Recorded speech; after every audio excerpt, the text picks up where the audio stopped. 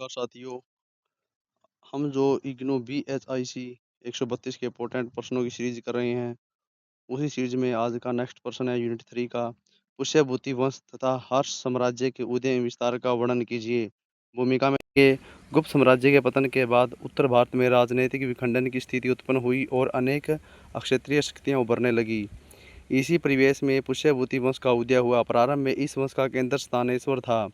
आगे चलकर हर्षवर्धन ने अपनी सैन्य शक्ति और राजनीतिक गतिविधियों के माध्यम से उत्तर भारत में एक प्रभावशाली साम्राज्य स्थापित किया।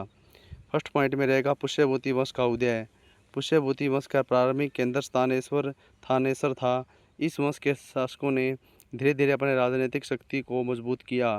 प्रभाकर वर्धन इस वंश का महत्वपूर्ण शासक था। उसने सैन्य शक्ति के आधार पर अपने राज्य की स्थिति को सुदृढ़ किया और वंश की राजनीतिक प्रतिष्ठा बढ़ाई। उसके समय में पुष्यभूतियों का प्रभाव उत्तर भारत की राजनीति में महत्वपूर्ण होने लगा। हर्ष का सत्ता में उदय। प्रभाकर वर्धन के बाद उसके पुत्र राज्यवर्धन ने शासन संभाला।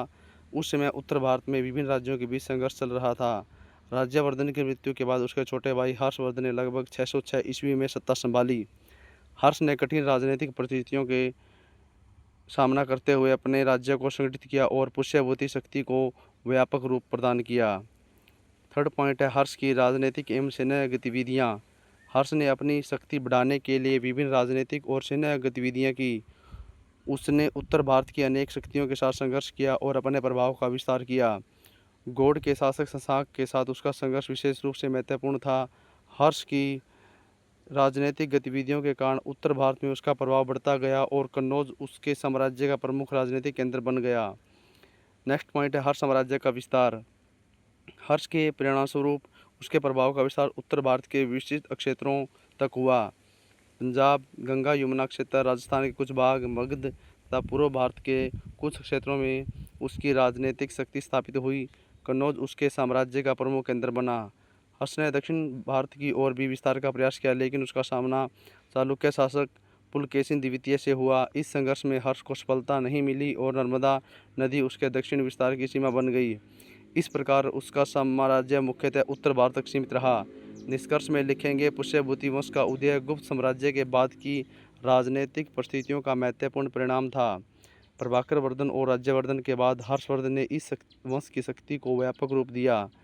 उसके राजनीतिक एवं सैन्य प्रयासों ने उत्तर भारत के बड़े क्षेत्र में अपना प्रभाव स्थापित किया और कन्नौज को प्रमुख राजनीतिक केंद्र बनाया। दक्षिण में पुलकेशिन द्वितीय के प्रतिरोध के कारण उसका विस्तार नर्मदा से आगे नहीं बढ़ सका। इस प्रकार हर्ष ने उत्तर भारत में एक प्रभावशाली राजनीतिक शक्ति के रूप में अपनी स्थिति स्थापित की। तो दोस्तों, आज हम इस यूनिट 3 के 2 प्रश्न करेंगे। नेक्स्ट प्रश्न जो रहेगा वो रहेगा हर्षकालीन प्रशासन एवं शासन व्यवस्था का वर्णन कीजिए। अगर आपको इसकी PDF चाहिए तो आपको कमेंट में दोस्तों PDF लिख देना है। अगर वीडियो पसंद आ रही है तो हमारे चैनल को सब्सक्राइब जरूर करें, वीडियो को लाइक भी करना ना भूलें। भूमिका में लिखेंगे हर्ष ने उत्तर भारत में एक विस्तृत क्षेत्र का अपना राजनीतिक प्रभाव स्थापित किया। इसके शासन को चलाने के लिए प्रशासनिक व्यवस्था आवश्यक थी। हर्षकालीन प्रशासन के संबंध में जानकारी मुख्यतः बाणभट्ट, युवान चवांग व शिलालेखों से प्राप्त होती है। इस काल में राजा प्रशासन का सर्वोच्च केंद्र था। उसकी सहायता के लिए मंत्री तथा विभिन्न अधिकारी कार्य करते थे। साथ ही प्रांतीय और जिला प्रशासन में गुप्तकालीन व्यवस्था को निरंतरता दिखाई देती है। फर्स्ट पॉइंट रहेगा राजा की स्थिति एवं कार्य। हर्षकालीन शासन में राजा राज्य का सर्वोच्च अधिकारी था। हर्ष एक दृढ़ प्रतिज्ञ और सक्रिय शासक था तथा प्रशासन के कार्यों पर समय ध्यान देता था। वह अपने अधीन मंडलों का भ्रमण और निरीक्षण करता था तथा जनता के साथ निकट संपर्क बनाए रखता था। इससे उसे स्थानीय परिस्थितियों और लोगों की समस्याओं की जानकारी मिलती थी। युवांग चवांग के अनुसार हर्ष का कार्य दिवस 3 भागों में विभाजित था, जिसमें एक भाग राज्य के कार्यों, 2 भाग धार्मिक कार्यों के लिए निर्धारित थे। हर्ष अपने अधिकारियों और सहायकों के साथ व्यक्तिगत रूप से चर्चा करके प्रशासन को सुचारू रखने का प्रयास करता था। नेक्स्ट पॉइंट है मंत्री परिषद एवं अधिकारी। राजा को प्रशासन चलाने में मंत्री परिषद सहायता करती थी। परिषद में सामंत, जागीरदार, राजकुमार तथा उच्च अधिकारी शामिल होते थे। राजा महत्वपूर्ण प्रशासनिक कार्यों के लिए मंत्रियों व अधिकारियों की नियुक्ति करता था। युद्ध के समय राजा स्वयं सेना का नेतृत्व करता था। प्रशासनिक अधिकारियों में विभागीय अध्यक्ष भी होते थे, जो सीधे शासक को विवरण देते थे। हर्षकाल में प्रशासनिक और सैन्य विभाग पूरी तरह अलग अलग नहीं थे, कुछ उच्च अधिकारी और सैन्य कार्य भी करते थे। तो दोस्तों ऐसे आपको पॉइंट टू पॉइंट बना के लिखना है। थर्ड पॉइंट है प्रांतीय एवं जिला प्रशासन। हर्षकालीन प्रांतीय और जिला प्रशासन गुप्तकालीन व्यवस्था से बहुत अधिक भिन्न था। शिलालेखों में विभिन्न प्रशासनिक इकाइयों और उनके अधिकारियों के प्रमाण मिलते हैं। इससे पता चलता है कि विशाल राज्य को प्रशासनिक सुविधा के लिए अलग अलग क्षेत्रों में व्यवस्थित किया गया था और स्थानीय स्तर पर अधिकारी शासन संचालन में सहायता करते थे। नेक्स्ट पॉइंट है राजस्व एवं कर व्यवस्था। हर्ष काल में राज्य की आय का महत्वपूर्ण आधार कृषि से प्राप्त राजस्व था। युवान चवांग के अनुसार शासन किसानों के उपज का लगभग 1/6 भाग कर के रूप में प्राप्त करता था।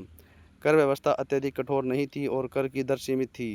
राज्य की आय का उपयोग प्रशासन तथा अन्य राजकीय आवश्यकताओं के साथ धार्मिक और सार्वजनिक कार्यों में किया जाता था। हर्ष द्वारा धार्मिक संस्थाओं को दान देना, आश्रमों को भूमि उपलब्ध कराना तथा शैक्षणिक संस्थाओं को संरक्षण देना उनकी शासन व्यवस्था की विशेषताओं को दर्शाता है।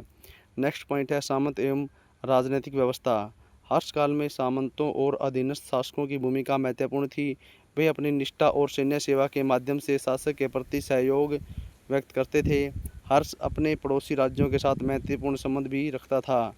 उपलब्ध प्रमाणों से स्पष्ट होता है कि उस समय शासक और सामंतों के संबंध मुख्यतः निष्ठा, सैन्य सेवा और राजनीतिक सहयोग पर आधारित थे। निष्कर्ष में लिखेंगे हर्षकालीन प्रशासन में राजा सर्वोच्च सत्ता का केंद्र था, लेकिन शासन संचालन में मंत्रिपरिषद, उच्च अधिकारी, प्रांतीय तथा जिला प्रशासन तथा सामंतों की भी महत्वपूर्ण भूमिका थी।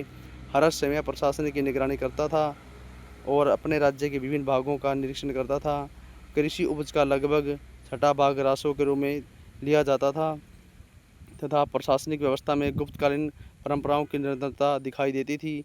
इस प्रकार हर्षकालीन शासन सक्रिय राजसत्ता, संगठित प्रशासन, सीमित कर व्यवस्था और सामंती सहयोग पर आधारित था। तो दोस्तों आज हमने यूनिट 3 के 2 महत्वपूर्ण प्रश्न कर लिए हैं। यूनिट 3 में इंपॉर्टेंट प्रश्न 2 ही आते हैं, टिप्पणी आपको बाद में इसकी करवा दी जाएंगी।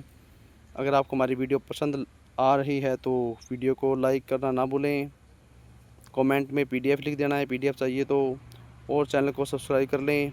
आपको ऐसे ही प्रश्न करवाए जाएंगे जो आप एग्ज़ाम में डायरेक्टली लिख सको और बिल्कुल अच्छे नंबर ले सकें। तो दोस्तों आपको पॉइंट टू पॉइंट जैसे हमने लिखा है बना के ऐसे ही लिखना है।